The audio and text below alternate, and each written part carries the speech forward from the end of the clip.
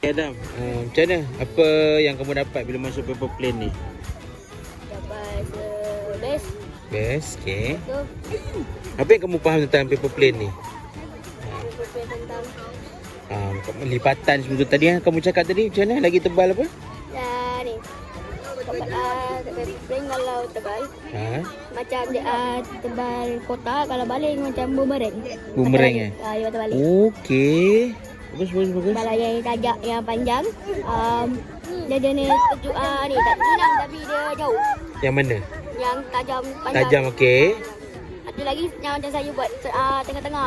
Okey. So dengan tu tajam. Dia boleh jauh, lepas tu lambat jatuh.